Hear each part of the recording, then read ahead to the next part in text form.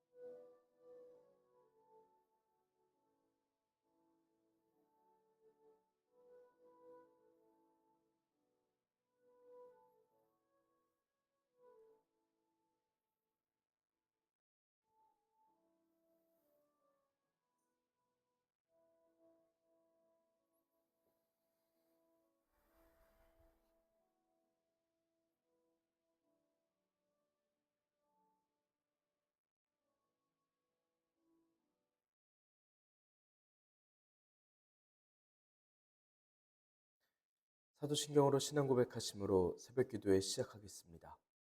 전능하사 천지를 만드신 하나님 아버지를 내가 믿사오며 그 외아들 우리 주 예수 그리스도를 믿사오니 이는 성령으로 잉태하사 동정녀 마리아에게 나시고 본디오 빌라도에게 고난을 받으사 십자가에 못 박혀 죽으시고 장사한 지 사흘 만에 죽은 자 가운데서 다시 살아나시며 하늘에 오르사 전능하신 하나님 우편에 앉아 계시다가 저리로서 산자와 죽은 자를 심판하러 오시리라. 성령을 믿사오며 거룩한 공예와 성도가 서로 교통하는 것과 죄를 사하여 주시는 것과 몸이 다시 사는 것과 영원히 사는 것을 믿사옵나이다. 아멘. 찬송가 542장 구주 예수 의지함입니다. 구주 예수 의지함이 심히 기쁜 일일세. 영생 허락 받았으니 의심 아주 없도다. 예수 믿는 것은 받은 증거 많도다. 예수 귀한 예수 믿음 더욱 주소서. 구주 예수 의지함이 심히 기쁜 일일세. 주를 믿는 나의 마음 그의 피에 적시네. 예수 믿는 것은 받은 증거 많도다. 예수 귀한 예수 믿음 더욱 주소서. 구주 예수 의지하여 죄악 벗어버리네. 안위 받고 영생함을 주께 모두 얻었네. 예수 믿는 것은 받은 증거 많도다. 예수 귀한 예수 믿음 더욱 주소서. 구주 예수 의지하여 구원함을 얻었네.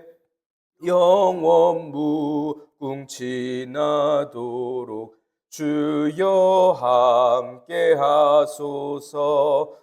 예수 믿는 것은 받은 증거 많도다. 예수 귀한 예수 믿음 더욱 주소서. 아멘. 은혜롭고 자비로우신 하나님 아버지, 오늘도 새 하루를 허락하여 주시니 감사합니다. 주님의 부르심을 듣고 모인 저희들 하나님께 찬양하고 기도할 때 들어주시오며 저희를 받아 주시옵소서. 주님 허락하신 말씀을 오늘 듣게 하시고 저희 오늘을 기억하시며 은혜를 베푸시니 감사합니다. 영원하신 주님의 이름을 허락하여 주시옵고 속히 오시는 주님을 기다리며 저희의 믿음을 굳게 잡아 유지하도록 주님 저희를 주관하여 주시고 인도하여 주시옵소서. 주님 허락하신 말씀을 읽습니다. 말씀을 읽을 때 지혜를 허락하여 주시고 말씀이 깨달아지고 이해가 되게 하여 주시옵소서. 주님 말씀에 이 소망에 순종할 수 있고 기다릴 수 있게 하여 주시오며 교회의 덕을 쌓는 힘과 능력과 은사를 더하여 주셔서 저희들이 교회로서 성도로서 끝까지 남은 자들 이긴 자들 되도록 주님 저희를 받아주시고 인도하여 주시옵소서. 이 모든 말씀 우리 주 예수 그리스도의 이름으로 기도드리옵나이다. 아멘. 요한계시록 16장 17절에서 21절의 말씀입니다. 일곱째 천사가 그 대접을 공중에 쏟으매 큰 음성이 성전에서 보좌로부터 나서 이르되 되었다 하시니 번개와 음성들과 우레소리가 있고 또 큰 지진이 있어 얼마나 큰지 사람이 땅에 있어 온 이래로 이같이 큰 지진이 없었더라. 큰 성이 세 갈래로 갈라지고 만국의 성들도 무너지니 큰 성 바벨론이 하나님 앞에 기억하신 바 되어 그의 맹렬한 진노의 포도주 잔을 받으며 각 섬도 없어지고 산악도 간데 없더라.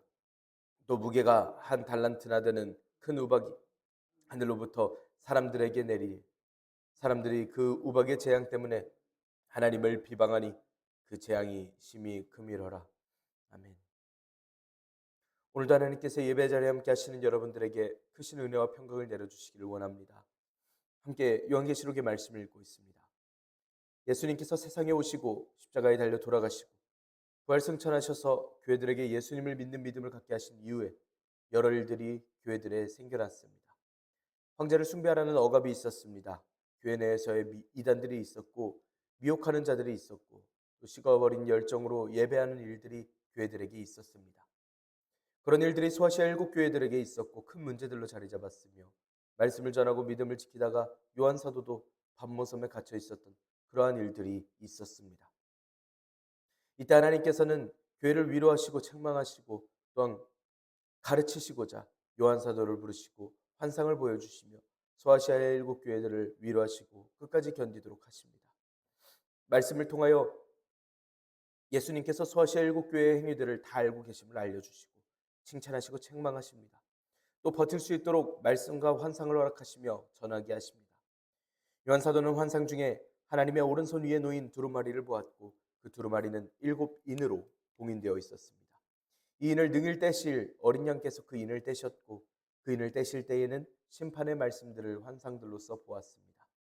7번째 인을 뗄 때 7나팔의 심판을 보았고 7나팔의 심판 이후에는 7대접의 심판을 봅니다. 첫째에서 넷째 대접을 보았을 때 사람을 향한 심판을 보았고 다섯째 대접을 보았을 때는 사단의 왕좌의 심판을 그리고 여섯째 대접을 보았을 때는 유브라데 강이 마르고 아마겟돈 전쟁을 준비하는 사단과 짐승들 그 입에서 나오는 개구리와 같은 더러운 귀신의 영을 볼 수 있었습니다. 그리고 연하여 7째 대접을 쏟습니다. 심히 큰 재앙의 말씀은 오늘날 우리가 살고 있는 세상이 당할 일입니다. 하지만 우리는 이 말씀이 두렵지 않습니다. 오히려 이 날이 기다려집니다. 이 말씀을 읽을 수 있는 건 하나님께서 허락하여 주신 영원한 소망이 있고 주님께서 들려주시는 주님의 마음이 있기 때문입니다. 우리가 오늘도 끝까지 이기는 자들 되어 주님께서 이루실 날을 기대하며 기다리는 주님의 성도들 되기를 간절히 소망합니다. 여섯째 대접을 부은 이후에 오늘의 말씀은 7째 대접을 부은 이야기입니다. 최후의 대접 재앙, 그 중에서도 마지막 7번째 대접 재앙으로 말미암아 마침내 세상의 문명이 완전히 무너지는 듯한 그런 모습이 오늘 말씀 중에 나옵니다. 7째 천사가 대접을 공중에다가 쏟았습니다. 이건 공기 위에다 쏟았다라는 말씀이고 에베소서 2장 2절의 말씀과 관련된 말씀입니다. 에베소서 2장 2절은 그때에 너희는 그 가운데서 행하여 이 세상 풍조를 따르고 공중의 권세 잡은 자를 따랐으니 곧 지금 불순종의 아들들 가운데 역사하는 영이라 라고 말씀합니다. 즉 공중은 사단이 자신의 권세를 행사하면서 활동하던 그 영역을 가리켜 공중을 이야기합니다. 7번째 대접 재앙은 지금까지 있어 본 인, 나팔, 대접의 재앙들 중 최종의 재앙으로서 모든 악의 근원인 사단에게 직접적으로 바로 심판하시는 말씀입니다. 그렇게 생각하고 들리우는 말씀입니다. 마치 악의 권세가 있어서 처한 상황에 최선을 다하여 상황을 이겨내려고 하셨던 말씀이 이제는 하나님께서 그냥 그 근본 뿌리 자체를 벌하시고 없애버리시겠다라는 느낌입니다. 그렇게 공중에 대접을 쏟자 되었다라고 하는 음성이 성전에서 보좌로부터 납니다. 이 성전과 보좌로부터 난 음성은 하나님의 임재하심, 하나님의 통치하심을 상징하고 있습니다. 그 음성이 마치 하나님의 음성처럼 들리는데 이 음성에 되었다라고 말씀합니다. 이 말씀을 원어대로 해석하자면 모든 것이 끝났다라는 원어입니다. 이게 다른 계시록 말씀에 나오지 않는 것으로 보아선 일곱 인, 일곱 나팔, 일곱 대접을 통틀어 지금 일곱 대접의 일곱 번째 대접을 부음이 정말로 진짜 마지막이라는 것을, 마지막 심판이라는 것을 분명히 말씀하고 있습니다. 그리고 이 되었다라는 음성은 예수님께서 십자가 위에서 외치셨던 다 이루었도다라는 말씀이 떠오르는 말씀이기도 합니다. 요한복음 19장의 말씀입니다. 그때의 말씀은 완성되었다, 성취되었다라는 뜻으로서 말씀하셨습니다. 십자가 사역을 통해 인류의 구속이 완성되었다를 말씀하셨습니다. 오늘 말씀에서도 다 되었다라는 말씀의 문법이 같은 문법으로서 이야기되고 있는데 이건 하나님께서 일곱 번째 대접으로서 하나님을 대적하는 종말의 세속적인 문명과 모든 세력에 대해서 심판이 다 되었다고 이제 끝이 났다고 이야기하시는 음성과 같습니다. 일곱째 천사가 공중에 대접을 쏟고 큰 음성이 성전에서 보좌에서 되었다라는 음성이 났고 이때 종말이 시작되는 듯한 그러한 일들이 일어납니다.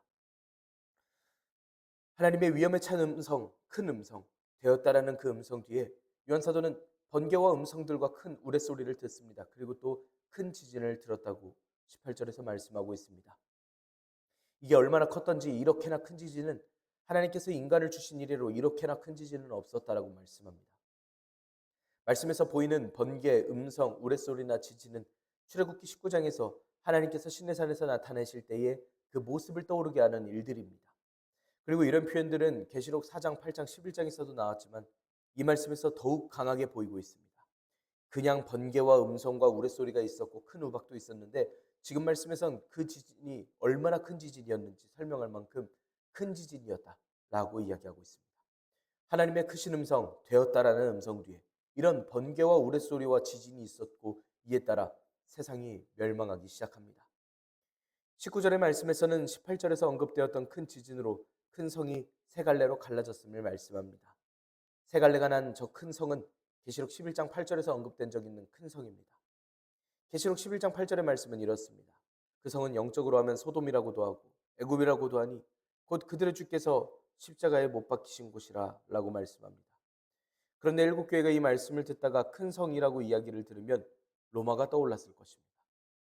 하지만 요한사도도 그렇지만 예수님께서 다시 오심을 앞두고 있는 종말의 대사건을 다루고 있는 이 말씀에서 큰 성이 그저 로마라는 나라가 멸망합니다 라는 말을 위하여 그저 그 사건만을 위하여 쓰이진 않을 것입니다. 그렇게 생각이 될 것입니다. 그리고 실제로 교회가 당한 일들을 생각을 해보면 고작 로마 하나만 망해서는 안 될 상황입니다. 일곱 교회 입장에서는 조금 더 근본적이고 더 교회를 괴롭혔던 다른 요소들도 다른 존재들도 다른 영적인 존재들도 다 멸망해야만 합니다. 특히 계시록에서 바벨론을 큰 성이라고 부르고 있습니다. 악, 사단, 마귀 그 세력이 그들의 존재 자체가 갈라지고 무너질 만한 그러한 이야기입니다. 일곱째 대접의 재앙으로 이 강한 지진이 큰 성을 세 갈래로 갈라버렸습니다. 숫자 3은 완전한 숫자를 의미합니다. 하나님의 음성에 따른 큰 지진이 일어났으니 이것은 하나님께서 심판하심에 따라 완전히 성이 심판받았다는 뜻입니다. 완전히 파멸했다는 뜻입니다. 큰 성 바벨론이 3등분이 되어 무너지자 만국의 성들도 무너집니다. 이건 큰 성 바벨론과 만국의 성들이 어떤 밀접한 동맹관계 같은 것이라도 갖고 있어서 바벨론이 무너지니 당연스레 연결되어 있던 만국의 성들도 같이 무너지는 느낌입니다. 로마로 떠올려보자면 모든 길은 로마로 통한다라는 말이 있습니다. 로마 제국을 중심으로 주변 만국은 잘 짜여진 도로망, 통신망을 보유하고 있었습니다. 큰 성이 몰락했더니 주변 만국 성들이 몰락했다라는 걸 보면 큰 성이 로마를 이야기한 건 아니었을까 그렇게 생각하는 교인들도 있었을 것입니다. 또 계시록 11장에서는 큰 지진을 통해 성의 10분의 1이 무너지는 것을 봅니다. 이번 일곱 대접 심판의 때에는 몇 분의 몇만 심판당한다, 3분의 1만 죽는다 그런 말이 없습니다. 완전한 심판을 진행하셔서 큰 성 바벨론이 완전 멸망하게 하십니다. 그런데 어쩌다가 심판을 받는 데 있어서 큰 성이 이 대표적인 진노의 잔을 받고 있는 걸까 생각됩니다. 이건 큰 성 바벨론이 하나님 앞에 기억하신 바 되었기 때문입니다. 해석을 그대로 드리자면 하나님께서는 큰 성 바벨론의 악행을 기억하셨기 때문에 그걸 간과하지 않으시고 심판하셨다는 겁니다. 사무엘상 말씀에서도 볼 수 있지만 하나님께서는 하나님의 백성들을 건드린 이들을 결코 가만두지 않으셨습니다. 애굽에서 이스라엘 백성들이 탈출할 때 걸음이 느린 어른들과 아이들이 따라잡히고 약탈당했습니다. 하나님께서는 이 일을 기억하시고 사무엘상 15장 2절에서는 아말렉을 진멸하라 하시며 이렇게 말씀하셨습니다. 만군의 여호와께서 이같이 말씀하시기를 아말렉이 이스라엘에게 행한 일 곧 애굽에서 나올 때에 길에서 대적한 일로 내가 그들을 벌하노니 세상을 지으신 분께서 지으신 세상을 다시 거두시는데 그 이유를 그 목적을 여쭐 이유가 없습니다. 하지만 하나님께서 이유까지 말씀해 주시며 이스라엘의 복수를 해 주시는 것을 말씀을 통해 봅니다. 이스라엘 백성들을 건드린 저들을 기억하셨다가 사울의 때에 그것을 멸하라고 말씀하셨던 것입니다. 큰 성 바벨론이 멸망하는 것도 같은 맥락입니다. 하나님의 백성들을 건드렸기 때문입니다. 하나님 앞에서 기억하신 바 된 큰 성 바벨론은 그 결과 하나님의 맹렬한 진노의 포도주잔을 받습니다. 거기서 짐승과 그의 우상에게 경배하고 이마에나 손에 표를 받은 자들이 필연적으로 당하게 될 하나님의 진노와 결부되어 이 표현, 이 말씀이 사용되고 있는 것입니다. 일곱째 대접이 쏟아짐과 하나님의 크신 음성에 따라 큰 지진과 번개 소리 등등으로 큰 성도 무너지고 그 주변 성들도 무너지고 있는 그러한 말씀입니다. 이번에는 세상이 바뀝니다. 18절에서 말씀하는 큰 지진으로 인해 세상에 큰 파멸이 일어나서 섬들도 없어집니다. 20절의 말씀을 보면 산악도 간대가 없었다라고 이야기를 합니다. 없어졌다라는 단어, 간대 없다라는 단어는 누구든 사라진 산악을 찾으려 노력해도 그걸 발견할 수 없었다라는 식의 원어입니다. 또 완전히 섬도 산악도 소실되어 버렸다라는 의미가 되겠습니다.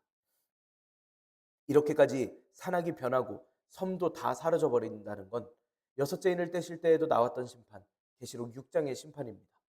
하늘은 두루마리가 말리는 것 같이 떠나가고 각 산과 섬이 제자리에서 옮겨지매라고 말씀하셨습니다.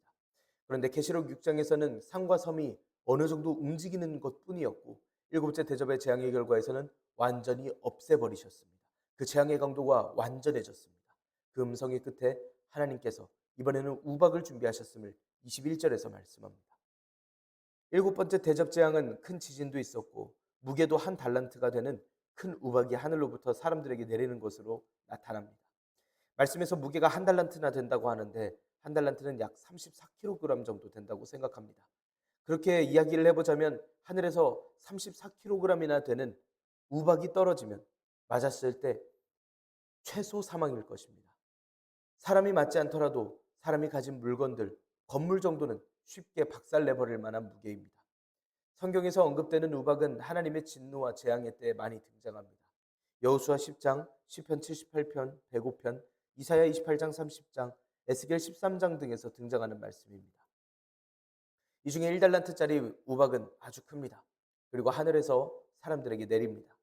보통 말씀에서 사람들이라고 하면 모든 사람을 가리켜 이야기하는데 여기서 하늘로부터 사람들한테라고 하는 비교하듯 쓴 말씀은 16장 9절에서 언급되듯이 하나님의 이름을 회방하며 또 회개하여 영광을 주께 돌리지 아니하는 땅에 거하는 자들을 가리켜 이야기합니다. 하나님께서는 이러한 악인을 심판하시되 인간이 상상도 못할 방법으로 엄중하게 심판하십니다. 이건 하나님께 대항한 애굽에 내린 일곱 번째 재앙을 떠오르는 말씀이기도 합니다. 내일 이맘때면 내가 무거운 우박을 내리리니 애굽 나라가 세워진 그날로부터 지금까지 그와 같은 일이 없었더라 라고 말씀하였던 출애굽기 9장 18절의 말씀이기도 합니다. 말씀에서는 무게가 한 달란트나 되는 큰 우박이 하늘로부터 사람들에게 떨어질 때 사람들이 나타낸 반응에 대한 묘사입니다. 사람들이 우박의 재앙으로 인해 하나님을 비방하는데 그 재앙이 심히 크다고 이야기합니다. 그들은 하나님의 두려운 심판, 재앙을 경험하고도 하나님을 비방했다라는 겁니다. 일곱인, 일곱 나팔, 일곱 대접 재앙은 양으로도 상당 부분 많고 내용상으로도 하나님의 종말론적 심판이라는 주제를 세 차례나 반복하여 이야기함으로써 그 중요성을 더욱더 부각시켜 이야기합니다. 계시록 전체를 통틀어 이 일곱인, 일곱 나팔, 일곱 대접 재앙이 이야기하려는 건 무엇보다도 하나님의 최후의 심판이 가지고 있는 의미가 있습니다. 이 세상은 영원하지 못합니다. 악의 권력을 누리는 저들의 교만처럼 악에게 당하며 언제 끝날지 영원히 고통을 호소할 것 같은 주님의 백성들의 우려처럼 이 세상은 영원하지 않을 것입니다. 또 하나님께서 보이시는 절대적인 공의, 하나님께서 공의로우시고 정의로우심을 알게 하는 말씀이기도 합니다. 인, 나팔, 대접의 재앙은 하나님의 심판이 악의 세력을 완전하게 제거하는 것과 관련되는 표현입니다. 또 더 나아가서 하나님의 심판의 궁극적인 목표를 생각할 수 있습니다. 악의 세력을 제거합니다. 새 예루살렘이 오는 것을 준비시키십니다. 그런 의미에서 일곱인, 일곱 나팔, 일곱 대접의 재앙은 바벨론의 멸망과 21장 9절, 22장 5절에서 말씀하는 새 예루살렘, 새 하늘과 새 땅, 그것들의 찬란한 등장을 비교하며 떠올리게 하시는 말씀이기도 합니다. 그래서 일곱인, 일곱 나팔, 일곱 대접 환상은 바벨론의 멸망과 새 예루살렘의 등장이 자꾸 상징으로서 생각이 되고 해석이 되어야만 하나님께서 지금 환상으로 보여주시는, 요한 사도에게 보여주시고 일곱 교회에게 보게 하시는 이 내용이 이단들이 마음대로 다루거나 무서워서 펼쳐보지 못할 책이 아니라는 것을 알게 하는 것입니다. 그래서 전부 멸망한 이 세상이 무슨 의미가 있고 저 악한 권세가 모조리 심판받는 게 무슨 의미가 있느냐 한다면 우리가 무슨 존재인지를 떠올려 보면 됩니다. 우리는 영원히 주님께 찬양하고 예배하는 존재들입니다. 훗날에 천국에 올라가서도 밤낮 없이 하나님께 찬양할 존재들입니다. 당시에도 오늘날에도 우리는 방해와 핍박으로 어려움을 겪고 눈물을 흘리지만 이제 그런 악의 세력은 없습니다. 사모하는 하나님을 영원히 아무런 방해 없이 찬양할 수 있는 그 큰 복을 누릴 것입니다. 그리고 더 나아가서 이 삶에서 적은 일에 충성하여 하나님께로 돌아갔을 때 하나님께서 우리의 행위를 기억하시고 큰 상급을 허락해 주실 것을 우리는 알고 기대하고 확신하며 살아가는 것입니다. 끝까지 이긴 자들에게 허락하실 새하늘과 새 땅, 새 예루살렘이 오늘날 우리에게 참 소망이 되고 기쁨이 되기를 원합니다. 오늘도 충만하게 하시는 주님과 함께 끝까지 이기는 자들, 남는 자들 되시기를 간절히 소망합니다. 기도하겠습니다. 은혜롭고 자비로우신 하나님 아버지, 저희들에게 은혜와 평강과 소망을 허락하시니 감사합니다. 하나님, 저희들에게 일곱 인을 떼시는 이야기, 일곱 나팔을 부는 이야기, 진노의 대접을 부으시는 이야기를 통해 주님의 공의와 정의를 알게 하시니 감사합니다. 일곱째 천사가 대접을 부어 이 세상에 임하는 큰 재앙의 내용을 듣습니다. 저희는 상상할 수 없는 주님의 때, 주님의 심판, 번개와 음성들과 우레소리와 큰 지진과 큰 우박이 믿지 않고 회개하는 자들에게는 심판의 말씀이 되게 하여 주시옵고, 오늘 저희들이 들을 때는, 오늘 저희들이 이 말씀을 들을 때는 기다리고 있는 일임을 하나님 저희들의 마음에 새겨주시고 또한 고백하게 하여 주시옵소서. 주님께서 오실 그날까지 저희들 끝까지 이기는 자들 될 수 있도록 믿음과 지혜와 인내를 더하여 주시옵소서. 하나님의 뜻대로 살아가기를 다짐하고 변화하는 오늘 하루가 될 수 있도록 주님 인도하여 주시옵소서. 오늘도 주님의 뜻대로 살아가기를 소망하는 주님의 사랑하는 성도들에게 날마다 힘을 더하여 주시고 크신 은혜로 함께하여 주셔서 주님께서 천국의 소망으로서 충만하도록 임하여 주시옵소서. 이 모든 말씀 우리 주 예수 그리스도의 이름으로 기도드리옵나이다. 아멘. 하늘에 계신 우리 아버지여, 이름이 거룩히 여김을 받으시오며 나라가 임하시오며 뜻이 하늘에서 이루어진 것 같이 땅에서도 이루어지이다. 오늘 우리에게 일용할 양식을 주시옵고 우리가 우리에게 죄 지은 자를 사하여 준 것 같이 우리 죄를 사하여 주시옵고 우리를 시험에 들게 하지 마시옵고 다만 악에서 구하시옵소서. 나라와 권세와 영광이 아버지께 영원히 있사옵나이다. 아멘. 우리 이 시간 함께 기도하기를 원합니다. 오늘의 말씀을 지켜내기 위하여 하나님께서 허락하여 주신 이 천국의 일들이, 이 심판의 일들이 우리에게 소망이 되게 하시고 우리에게 넘치는 충만한 기쁨이 되게 해주시라고 우리에게 지혜와 인내를 허락하여 주시기를 우리 시간 간구하며 기도합시다. 우리 나라를 위하여 함께 기도하기를 원합니다. 하나님 마음에 합한 나라가 되어지도록 함께 기도합시다. 우리나라의 지도자들을 위하여서 또 함께 기도하기를 원합니다. 오늘 저희에게 있을 수요 성경 공부를 위하여서 또 함께 기도할 수 있기를 원합니다. 우리 시간 한 목소리로 함께 기도드리겠습니다.